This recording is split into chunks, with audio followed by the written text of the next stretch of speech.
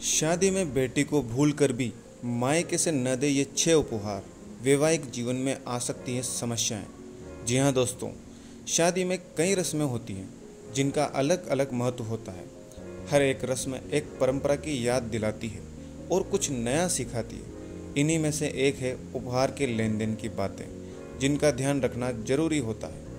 हर माता पिता शादी के वक्त अपनी बेटी को सदा सुखी और सुहागिन रहने की दुआएं देते हैं। वे हमेशा यही चाहते हैं कि उनकी बेटी को एक प्रेम करने वाला पति और स्नेह देने वाला ससुराल मिले। शादियों में बेटियों को उपहार देने की परंपरा भी सदियों पुरानी है। अपनी क्षमता और श्रद्धा के अनुसार प्रत्येक माँ बाप बेटी को शादी के वक्त कुछ न कुछ उपहार जरूर देते हैं। लेकिन क्या आप जानते हैं कि विदाई के वक्त बेटी को कुछ चीज़ें कभी नहीं देनी चाहिए? जब भी बेटी की शादी होती है, उसके माता पिता और उपहार के ढेर सारा आशीर्वाद और चीज़ें देते हैं। यूँ कहा जाए कि उनका प्यार उनके उपहार में ही दिखाई देता है। बेटी की पसंद की हर एक चीज़ उसे दी जाती है जो ससुराल में उसके काम आ सकती है। शादियों में होने वाली हर एक रस्म खुशी और प्रेम का प्रतीक होती है। शादियों में होने वाले रीति रिवाजों में लोग ज्योतिष का पालन करते हैं। वहीं कई लोग बेटी को उपहार भी दिए समय खुशहाली की कामना करते हैं। ज्योतिष नियमों को मानते हुए भी उपहार देते हैं। कई बार हम बेटी की शादी में ऐसा तोहफा देते हैं जो उसकी शादीशुदा ज़िंदगी के लिए अच्छे नहीं माने जाते हैं। दरअसल अगर आपको कोई उपहार देते समय भी ज्योतिष का ध्यान रखती हैं तो बहुत अच्छे फल मिलते हैं। वहीं ज्योतिष की माने तो आपको भूल कर भी कुछ बेटी की शादी के समय उपहार में नहीं देनी चाहिए। आइए जानते हैं। लेकिन उससे पहले अगर आप चाहते हैं कि माता लक्ष्मी का आशीर्वाद आप पर सदैव बना रहे तो इस चैनल को सब्सक्राइब करें, वीडियो को लाइक करें और कमेंट में जय माँ लक्ष्मी जरूर लिखें। आप वीडियो को लाइक जरूर करने के बाद में आप लोग भूल जाते हैं। आपकी एक लाइक हमारा आगे वीडियो बनाने का उत्साह बढ़ाती है। आइए जानते हैं बेटी को क्या क्या उपहार हमें नहीं देना चाहिए।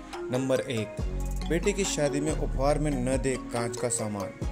कांच का सामान दिखने में खूबसूरत लगता है और किसी को भी उपहार में देना अच्छा लगता है। इसका इस्तेमाल भी बर्तनों या सजावटी सामान के रूप में बहुत ज़्यादा होता है।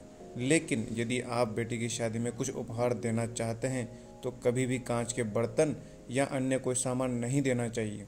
बेटी को ऐसी कोई भी चीज़ बेटी को उपहार में देने से उसके रिश्तों में दरार पड़ सकती है। दरअसल अगर ज्योतिष की न भी माने तो जब बेटी शादी के बाद मायके से ससुराल जाती है तब अपने साथ ढेर सारा सामान लेकर जाती है। ऐसे में कांच के सामान का टूटने का डर भी बना रहता है, इसलिए कांच का सामान न देना चाहिए, बेहतर माना जाता है। नंबर 2, बेटी की शादी में उपहार में न दे काले कपड़े। कभी भी आपको बेटी की शादी में उपहार के रूप में काले कपड़े नहीं देने चाहिए। ऐसा माना जाता है कि काला रंग नकारात्मकता का संकेत देता है और काले कपड़ों को उपहार में देने से बेटी के वैवाहिक जीवन में समस्याएं आ जाती हैं। नंबर 3, धारदार चीज़ें या माचिस बेटी की शादी में न दें। बेटी को शादी में कभी भी माचिस, चाकू या कैंची उपहार में नहीं देनी चाहिए। ऐसा माना जाता है कि इसके नकारात्मक प्रभाव से बेटी के जीवन में कलह कलेश की स्थिति आ सकती है और बिना वजह लड़ाई की स्थिति भी बन सकती है। बेटी को उपहार में देते समय आपको इस बात का विशेष ध्यान रखने की जरूरत है कि ऐसी कोई भी चीज़ बेटी को न दें।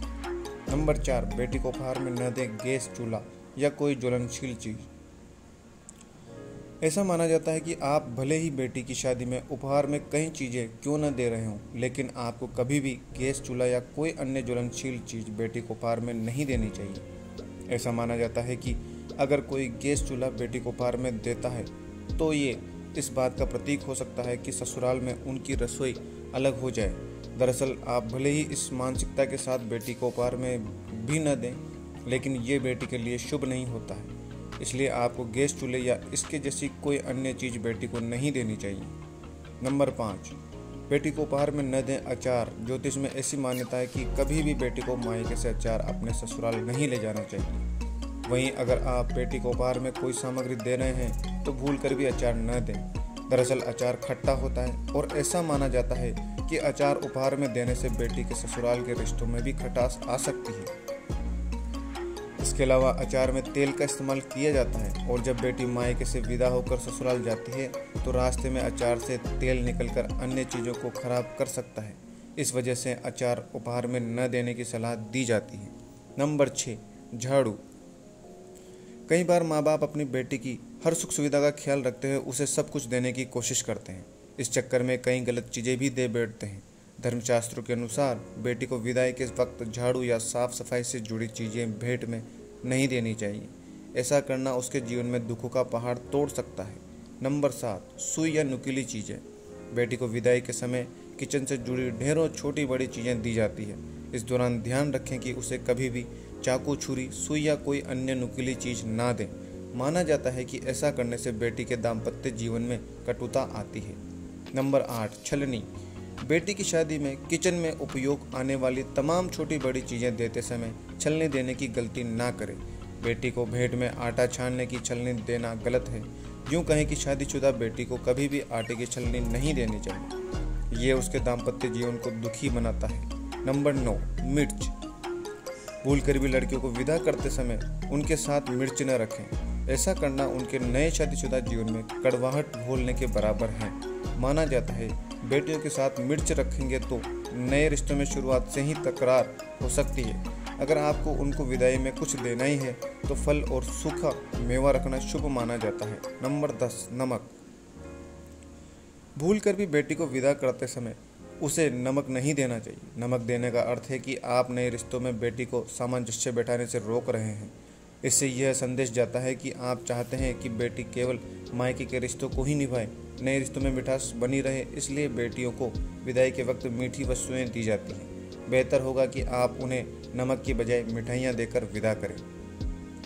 अक्सर हम ये सुनते हैं कि हमारे शास्त्रों में कहा गया है कि शादी के बाद अपनी बेटी के घर जाकर कुछ नहीं खाना चाहिए, यहाँ तक कि बेटी के घर का पानी भी नहीं पीना चाहिए। उसका कारण यह है कि माँ बाप ने अपनी कन्या का दान कर दिया है और दान की हुई वस्तु की वास्तु पर दाता का कोई अधिकार नहीं होता। जब तक बेटी की कोई संतान न पैदा हो तब तक उसके घर का अन्न जल नहीं लेना चाहिए। जब बेटी के घर संतान पैदा हो जाए तो ये पाबंदी नहीं होती। इसका कारण यह है कि उनके दामाद ने अपने पितृ ऋण से मुक्त होने के लिए उनकी बेटी को स्वीकार किया है। उससे संतान होने पर दामाद पितृ ऋण से मुक्त हो जाता है और बेटी पर माँ बाप का अधिकार हो जाता है।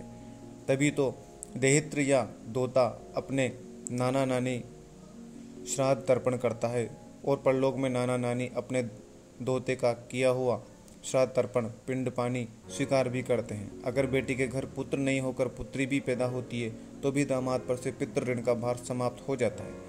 बेटी की संतान पुत्र होने या पुत्री, उससे कोई फर्क नहीं पड़ता। एक बार संतान होने के बाद बेटी के घर का अन्न जल ग्रहण करने में कोई मनाही नहीं है। प्यारे दोस्तों, उम्मीद करते हैं आपको हमारी दी गई जानकारी बहुत पसंद आई होगी। अगर आपको हमारी दी गई जानकारी पसंद आई है तो चैनल को सब्सक्राइब करें, वीडियो को लाइक शेयर करें और कमेंट में जय सिया राम जरूर लिखें। धन्यवाद। कल फिर मिलते हैं एक नई वीडियो के साथ। तब तक के लिए जय सिया राम। हर हर महादेव।